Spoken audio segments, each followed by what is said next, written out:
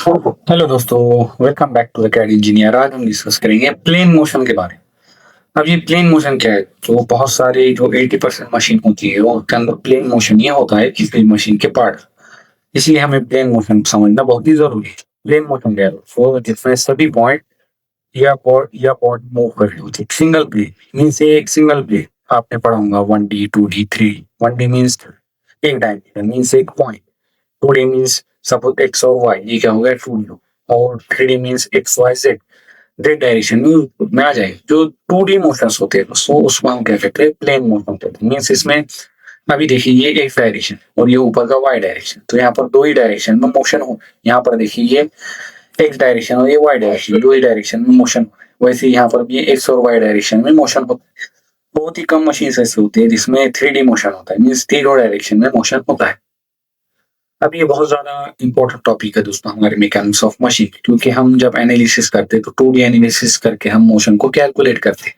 इसमें हम थिकनेस को निग्लेक्ट करेंगे, मींस थिकनेस को कंसीडर नहीं करेंगे अभी के लिए, थिकनेस को हम इग्नोर करेंगे। तो दोस्तों जो जो पॉइंट है हमारे मशीन तो लाइज करते हैं सेम प्लेन। सपोज ये एक प्लेन है, प्लेन के ऊपर ये सब लाइज है, ये एक प्लेन है। 2D और 3D को आप समझना बहुत जरूरी है इस प्लेन मोशन को समझने।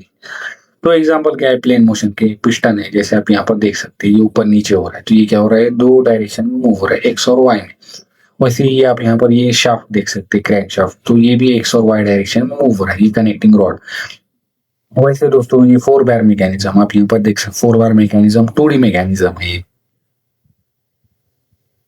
चलिए अब हम प्लेन मोशन को बहुत ही डिटेल में समझ लीजिए। इसको तीन इसमें डिवाइड, पहले क्या है रेक्टिलाइनर मोशन, दूसरा क्या है कर्वीलाइनर मोशन, और तीसरा होगा जनरल।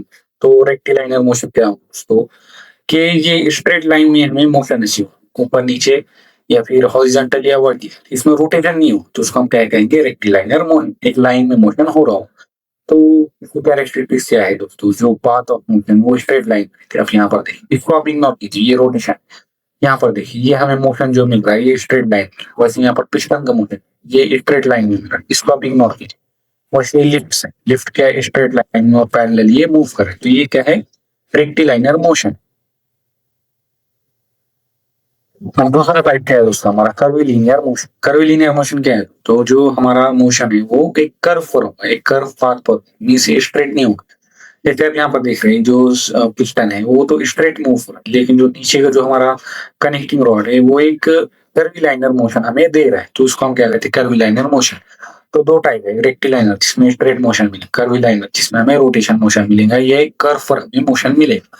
तो वैसे ही जो कैरेक्टरिस्टिक्स है, जो पाथ ऑफ मोशन है वो कर्व होती है, डायरेक्शन ऑफ वेलोसिटी चेंज होती है कंटिन्यूअसली, फिर body does not rotate as both system.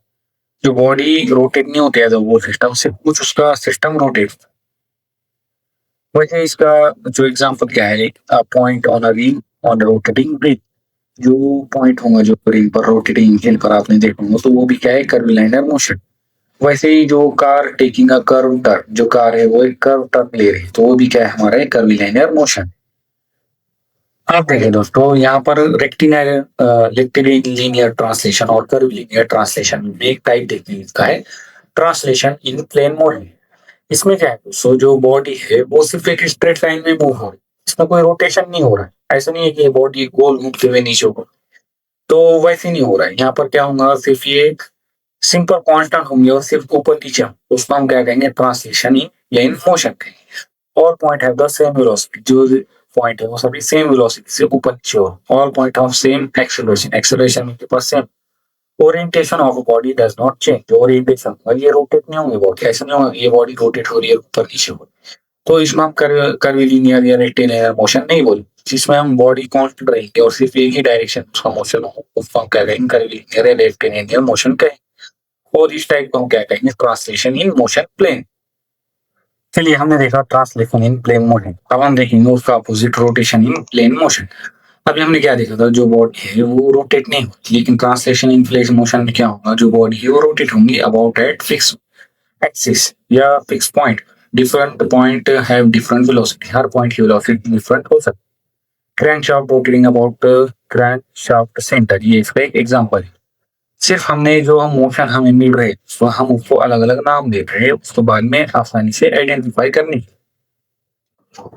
चलिए दोस्तों, अब हमने जो ट्रांसलेशन और रोटेशन मोशन वो रोटेशन समझ लिया है। अब हम क्या करेंगे दोस्तों, जनरल प्लेन मोशन देखें। तो दोस्तों ये क्या है, general plane motion means combination of translation and rotation motion. जब ये दोनों मोशन को कंबाइन होता है तो इसको कहते हैं जनरल प्लेन मोशन। अब ये बहुत ही कॉम्प्लेक्स होता है दोस्तों एनालिसिस के लिए, और ये बहुत ही कॉम्प्लेक्स सिस्टम हमें देखने की तरह से व्हीकल या फिर बहुत कॉम्प्लेक्स मशीन उसके अंदर तो body at the same time पे ट्रांसलेट भी होगी और रोटेट भी होती है। जैसे आप यहाँ पर देख रहे हैं, ये रोटेट भी हो रहा है, ट्रांसलेट भी हो रहा है। यहाँ पर फोर्सेस कैलकुलेट करना बहुत ही मुश्किल होता है, या फिर इनका मोशन जो है वो अच्छे से हो पाए, ये भी हमें डिजाइन करना बहुत ही मुश्किल होता है।